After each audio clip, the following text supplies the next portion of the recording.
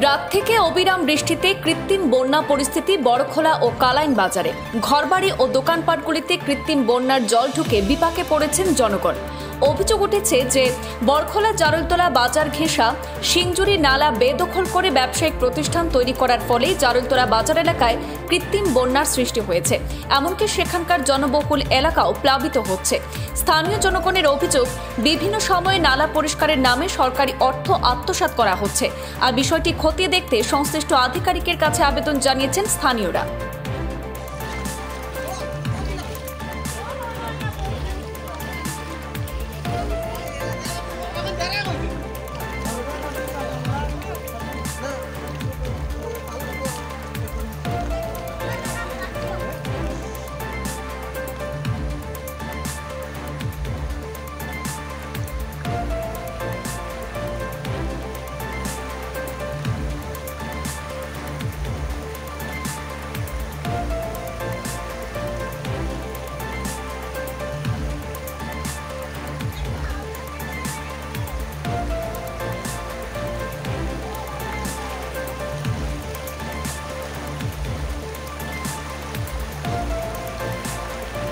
বর্তমান পরিস্থিতি দেখুন, যে মানুষ ঘুম থেকে উঠে যে সকালে যেগুলা কাজকর্ম করবে সেগুলাও করার উপায় নেই। যে এই বন্যা দেখুন আপনারা, এই জায়গাটা কী অবস্থা আছে। এটা বড়খোলা জারুলতলার পরিস্থিতি, যে অনেক সমস্যার সম্মুখীন। বাচ্চারা বাথরুমে যাবে সেটারও সমস্যা হচ্ছে। জলমগ্ন দেখুন, দাঁড়িয়ে আছে বাচ্চাদের, বড়রাও যেতে পারছে না বাথরুমে। এই যে বাথরুম দেখুন, বাথরুম পর্যন্ত যাওয়াটাই অসম্ভব। সাংঘাতিক জলের গতিটা আপনারা দেখুন।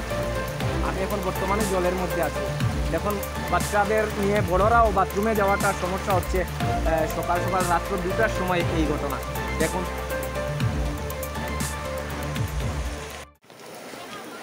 তো নমস্কার, আপনি এখানে কি কররা? হ্যাঁ, আপনি কি বানাইরা এখানে? এখানে আমি বানাইতে আসি, খিচুড়ি বানাইতে আসি। যে আমার গ্রামবাসী যারা আছে তারা তো অনেক কষ্ট চলছে। কষ্টের জন্য আমরা মানে অল্প সমর্থন দিয়েছি, সমর্থন দিয়ে এটা বানাচ্ছি। আচ্ছা, আপনার নাম? আমার নাম বাপ্পুনাথ। ঠিক আছে। তো দর্শক দেখুন, ওনারা এখানে জারুলতলা বাজার গ্রামরক্ষী বাহিনী সম্পাদক আছেন। তো রাত্রে 2টার সময় জল আসে, মানুষ তখন ঘুমে ছিল। ঘুমে থাকার দরুন মানুষের অনেক ক্ষয়ক্ষতি হয়েছে। অনেক ডকুমেন্টস এগুলাও অনেক ড্যামেজ হয়ে গেছে, এবং পশু পাখিরও ক্ষয়ক্ষতি হয়েছে। অনেক জিনিসপত্র ওনাদের খোয়া গেছে। তো কি বলবো, অনেকের আছে যারা খড়ি দিয়ে রান্না বাড়া করেন, ওনাদের খড়ি সব বেসে গেছে। ওনাদের বড় সমস্যা। কিছু কিছু মানুষ এখানে আশ্রয় নিয়েছেন, দেখুন, বাচ্চা কাচ্চা নিয়ে।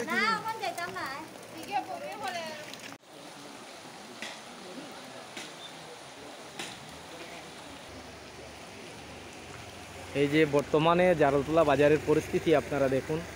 অবৈধভাবে ঘরগুলো পিছন দিকে বাড়াতে বাড়াতে নালাটাকে শুরু করা দিয়েছেন।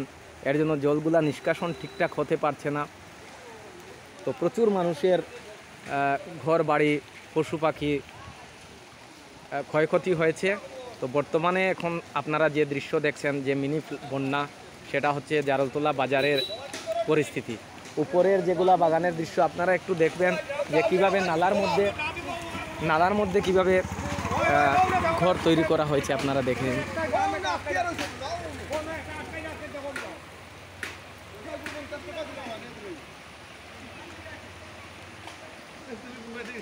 এই যে পরিস্থিতি দেখুন, কিভাবে পুরা জলমগ্ন মানুষের ঘর বাড়ির অবস্থা।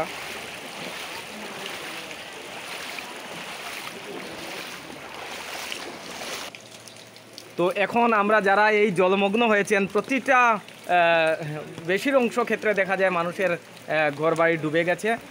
সেটার মেইন কারণটা আমি, যারা এখানে আছেন দেখুন, মানুষের কত দুর্ভোগ। কেউ অফিসে যেতে হবে, কেউ বাচ্চাদের স্কুলে নেবে, সেই পরিস্থিতিতে মানুষের ঘর জলমগ্ন। তো দেখে নিন এখন বর্তমানে জারুলতলা বাজারের পরিস্থিতি। তো আমি গ্রামবাসীদের যারা ভুক্তভোগী তাদের সাথে একটু কথা বলবো। আচ্ছা দাদা, আপনারা যে এখানে যে জলের যে এই অবস্থা দেখলাম, তো এটার মেইন কারণটা আপনি যদি একটু কইন। কারণটা হইল গিয়া আমরা বয়স চলে 75, বছর।